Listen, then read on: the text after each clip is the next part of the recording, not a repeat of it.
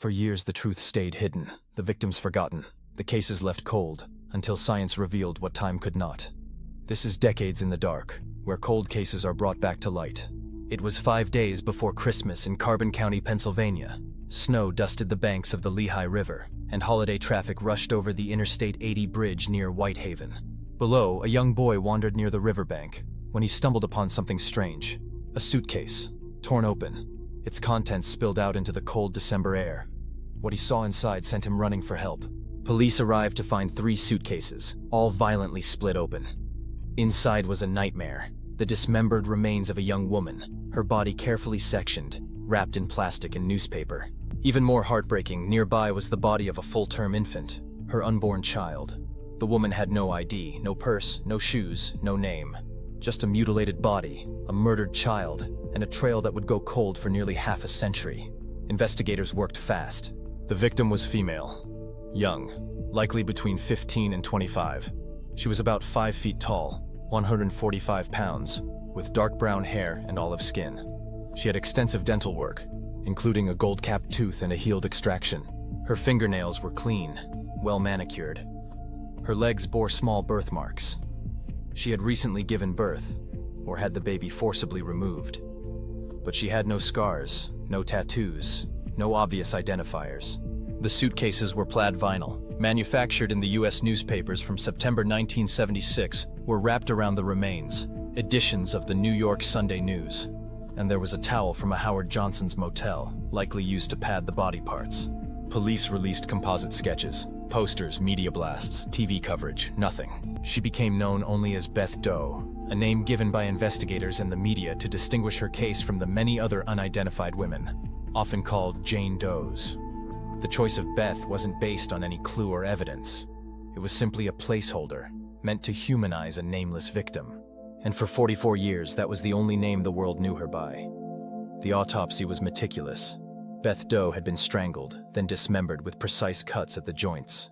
Her nose had been cut off, a chilling act, possibly meant to distort her face beyond recognition. There were no defensive wounds, suggesting she may have been killed in her sleep, or by someone she trusted. The infant had breathed, if only for a moment. That meant the baby had been born alive, before being murdered. This wasn't just a murder. It was a double homicide. Brutal, personal, and calculated. Despite national media attention, Beth Doe's identity remained a mystery. There were no matching missing persons reports.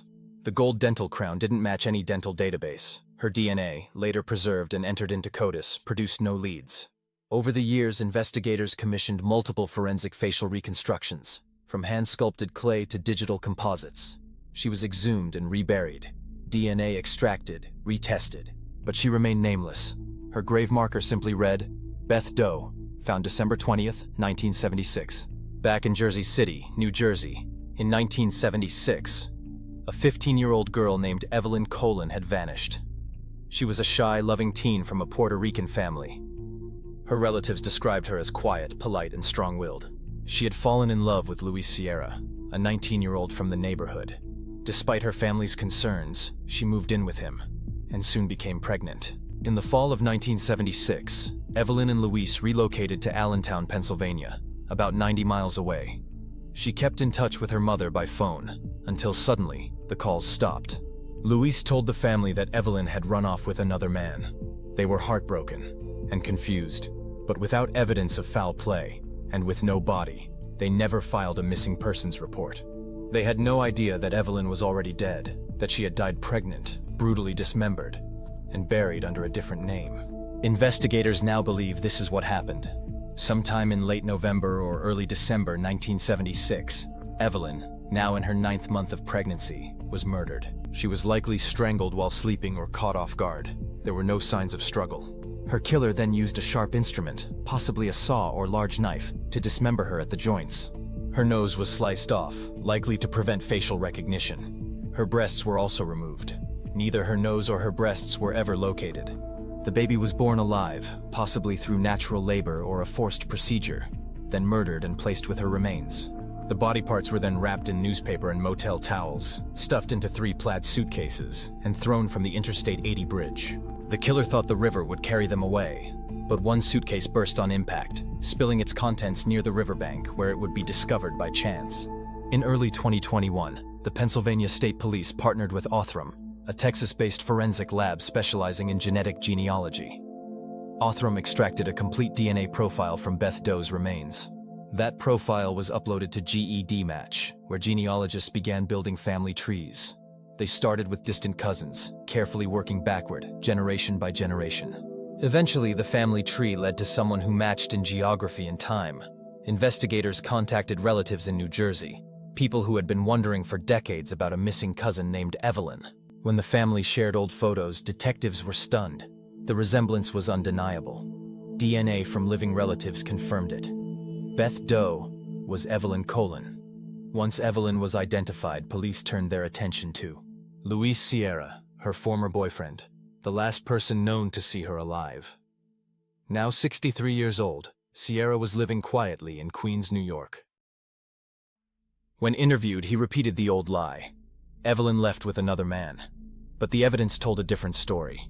He was arrested in March 2021, charged with murder. He had been free for 44 years, living a life Evelyn and her unborn daughter never got to have. Evelyn's surviving family was devastated, but also relieved. They finally had answers. They finally knew. Her niece told reporters, "To know she didn't leave us, that someone took her. It breaks our hearts, but we're glad she's finally coming home." Evelyn was exhumed from her anonymous grave in Hazleton. She was reburied under her true name in a private family ceremony in New Jersey. The child she never got to raise was buried beside her. But what seemed like a long-awaited path to justice took a turn no one expected. In 2025, nearly 4 years after Luis Sierra's arrest, prosecutors in Pennsylvania quietly dropped the murder charges against him. The reason? Jurisdiction. Investigators had long believed Evelyn was murdered in Pennsylvania, but new evidence suggested she may have been killed in New Jersey, where she and Sierra had lived just before she disappeared. Because of that, Pennsylvania no longer had the legal authority to prosecute the case. And in March 2025, the homicide charge was dismissed.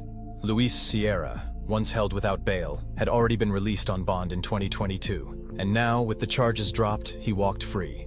As of this recording, he has not been charged in New Jersey. After nearly 50 years, Evelyn Colon finally had her name back.